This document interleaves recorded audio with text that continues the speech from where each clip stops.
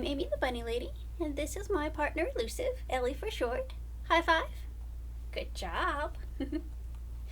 And today we're going to talk about some of the reasons why rabbits are not great pets. If you are new to our channel, welcome. We give tips and tricks for how to make sure you have a happy and healthy bunny in your home. So if that's the kind of thing you're interested in, go ahead and hit that subscription button and the notification bell next to it so you never miss any of our weekly videos. So I absolutely love rabbits. They are amazing pets in my opinion, which is why I have them. But there are definitely some things that maybe make them not the greatest for some people. There are also some things that, even though you would love to have a rabbit, these are some things that are good to know so that you can know what to expect from your rabbit when they are being little troublemakers all over your home. So one thing that you do want to know before you get a rabbit is that in general, rabbits are pretty skittish pets. They are very social, but they can take a long time to warm up to you because they have a prey mindset. So their first instinct, basically if anything happens, is to just run away. That's just how they are instinctually going to respond to things. When they're babies, they may still be a little cuddly, but in general, rabbits are not going to be very cuddly animals, at least until they learn to trust you. But even then, even once your rabbit does trust you, they are going to be more skittish. They're going to be more likely to run away and get anxious than many other household pets. Another thing to know is that rabbits shed a lot. There is going to be fur all over the place, especially during heavy shedding seasons. So rabbits, you can pet them and get like a whole handful of fur when you pet them. There's a lot of fur and it's gonna be kind of like a fur storm just blowing through your home. I've kind of given up on trying to keep a fur-free home because it's just everywhere all the time. There are definitely certain times of year where it's worse than others. So rabbits tend to have very heavy shedding seasons when it's first turning from winter to summer, and then again when it's turning from summer to winter with the temperature changes. So 2 very heavy shedding seasons and then 2 lighter shedding seasons in between. But there's going to be fur around even when it's not a shedding season. Rabbits are just always losing and growing back a little bit of fur. So that's just something that you're going to have to deal with. It's kind of annoying, to be honest, but that's part of having a rabbit. And if you don't like having fur all over the place, they may not be the pet for you. And if you are planning on having a rabbit, that is something to expect. Another thing about rabbits is that they poop a lot, and even when they're litter trained, it's not always going to make it into the litter box. See, rabbits will scatter their poop around a place as a kind of a way of claiming it as their own. They will also spray urine to do this, but normally once you get them spayed or neutered, they will stop spraying urine.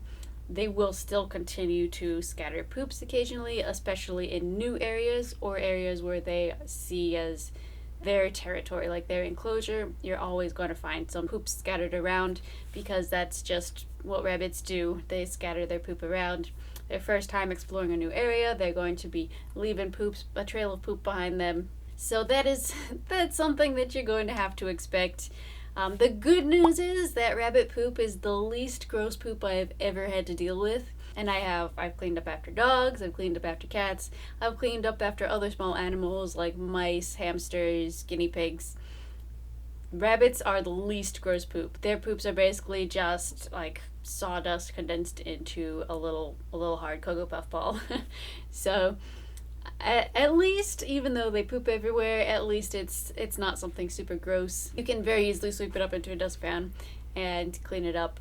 It's not going to like smear all over the carpet or anything like that. So at least there's a little bit of consolation there that even though rabbits poop a lot, it's not that big a deal once you get used to it. Rabbits are also a lot more destructive than people tend to expect. So rabbits like to chew on things a lot. It keeps their teeth healthy, and it's just a natural behavior of rabbits. And they also like to dig into things because in the wild they would be burrowers and they would dig holes into the ground, dig tunnels as their homes. So they still have these instincts even though they are our domestic pets now.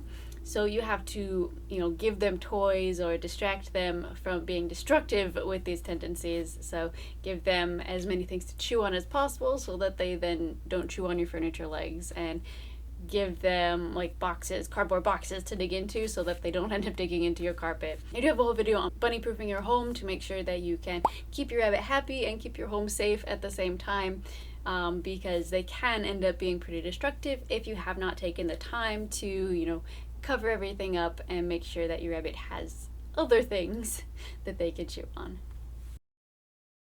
Another reason that rabbits don't always make the greatest pets is because they're actually pretty fragile. They have a delicate bone structure, especially because their back is relatively weak compared to their very strong hind legs. So it is possible for rabbits to become potentially paralyzed. They may kick out their back if they're held incorrectly. So you have to be very careful when handling a rabbit. This is one of the reasons why they're actually not great pets for kids. Even though they're often thought of as easy starter pets, they're really not the greatest pets for kids because they can easily be injured. So if you're thinking of getting a pet for a young child in your family, rabbits may not be the pet for them. They actually require a lot more specialized care than people tend to expect.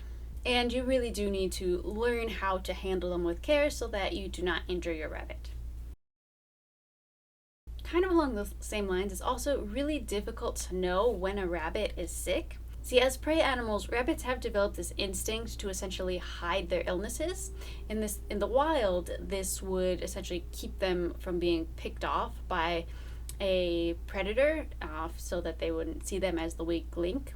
However, as our pets, this means it is really difficult for us to tell when our pets are sick, because a lot of times with rabbits, you're not going to know until they're very sick. They have very subtle behavior changes, so they might just be less energetic, they might have a lower appetite, they might be sitting in a funny position. So these are the kinds of things that you have to pay attention to if you have a rabbit, so that you can catch their illnesses in time, because obviously the sooner that you know when they're sick, the sooner you can get them to the vet and the sooner you can help them recover. But many times the problem is people don't realize their rabbits are sick until they are very sick, like severely ill, and that means that it's a lot less likely that they'll recover.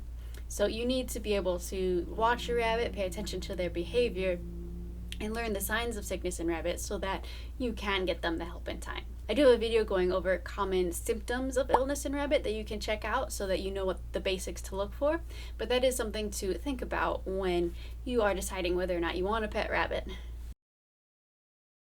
Rabbits also very much hate being held. They have this public perception of being super cuddly pets that will just love to be held and sit in your arms, but the reality is the complete opposite. Rabbits absolutely hate being picked up. They will kick and scratch and try to get out of your arms. They will be terrified. Sometimes they'll start to like hyperventilate when they're being held because they are terrified of it. And the reasoning for this is because rabbits basically depend on their ability to run away in order to stay safe. This is their first instinct. If they sense danger, they want to be able to run away and go to safety. When you're holding your rabbit, they no longer have that ability.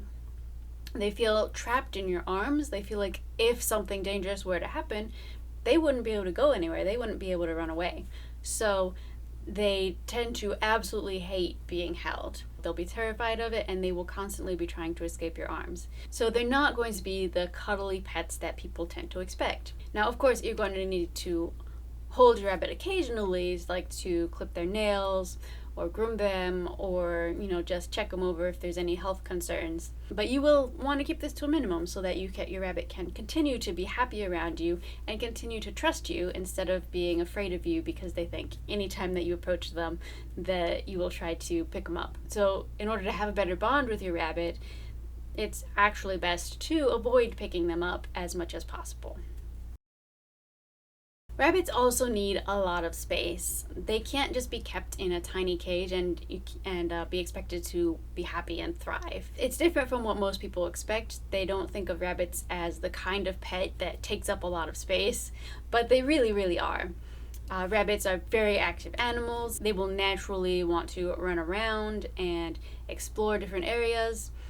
So you want to make sure that you think about how much space you have for your rabbit before you get them. Even their enclosure needs to be a lot bigger than people expect. So for a rabbit enclosure, I recommend getting a pet playpen rather than a rabbit cage. The playpen will give them generally at least 2, maybe even 4 times more space than a typical rabbit cage, and it's typically actually cheaper and easier to clean, so I definitely recommend this type of enclosure. It gives them more space during the day when you can't supervise them, but then you also want to make sure that you give your rabbit a lot of time to exercise. As I said, they are very active animals and they need time out to, spread their legs, to stay active and stay healthy. In general, for this, I recommend people treat their rabbits more like the way you would treat a cat or a dog, letting your rabbit have time to basically roam the home.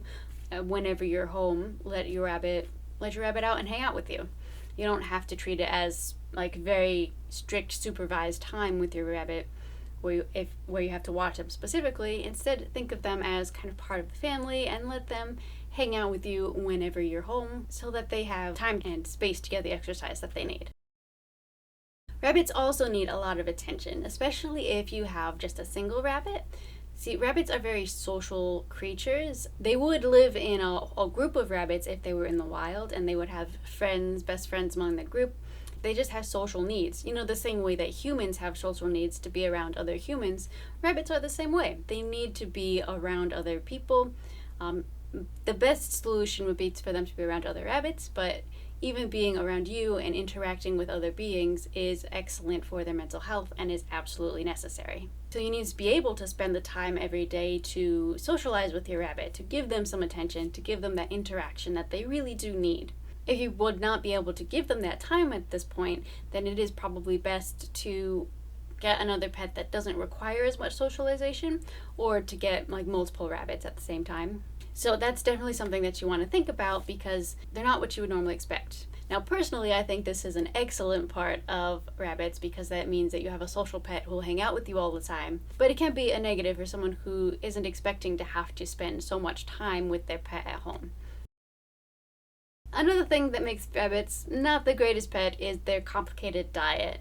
So rabbits can't just be given a bowl of dry pellets and then that's it, that's all they need. Instead, rabbits have many parts of their diet and they need this in order to maintain a balanced gut, a balanced digestion. So they need to have hay available at all times of day because this keeps their digestion moving. They need to have leafy greens.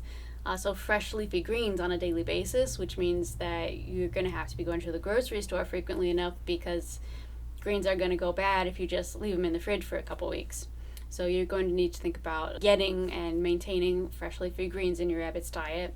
And then also they do get pellets on a daily basis to help balance out their nutrition, but it's just going to be a small amount of their diet. Depending on your rabbit's weight and size, it's probably going to be only about a 1/4 cup to a 1/2 cup of pellets every day. Now you'll notice I did not mention that carrots are a part of this, so I know that there's a public perception that carrots are super healthy for a rabbit's diet. And while they can eat carrots, it's actually best to keep them as treats. They're actually a very sugary vegetable, and you just want to give them to rabbits in small amounts. Give them about like a tablespoon, a small sliver of a carrot a day, and that's it. That's all they need. Think of them as treats that you can give your rabbit occasionally, but not all the time, not in large quantities. And then the last thing on my list that makes rabbits maybe not the greatest pet for a lot of people is that they actually do require specialized vet care.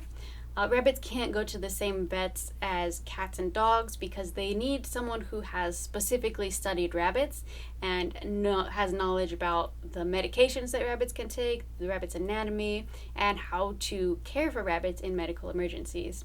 This means you're going to have to go to a specialized vet. They will usually be called exotic animal veterinarians, or they will be called small animal veterinarians. These veterinarians are usually a lot more difficult to find. Like just about any vet you go to will be able to care for a cat or dog, but for exotic animal veterinarians, you may have to travel an hour away just to find a vet. So you may want to do a preliminary search to see if there are any of these veterinarians in your area. before deciding whether or not a rabbit is best for you. Vet care can end up being expensive sometimes because they have to go to these specialized veterinarians. The general health care, like general health checkups, your annual health checkup, is not going to be that much more expensive than cats or dogs. But if you get into an emergency situation, then vet care can, of course, add up. So these are things that you want to think about if you haven't gotten a rabbit yet. They're not necessarily deal breakers. Like, I love my rabbits so much. They're totally worth all of the setbacks that they come with. In my opinion, they are excellent pets. But they're not the pet for everyone, and it is important to take these things into consideration before deciding whether or not they're the pet for you. And if you are thinking about getting rabbit, I do have a free guidebook that you can download. If you sign up for my mailing list, I have this free 5-step guidebook for the basics of rabbit care, so that you'll have everything that you need to know to get started with rabbits. So definitely check that out, and thank you so much for watching. I do hope that we will see you next week.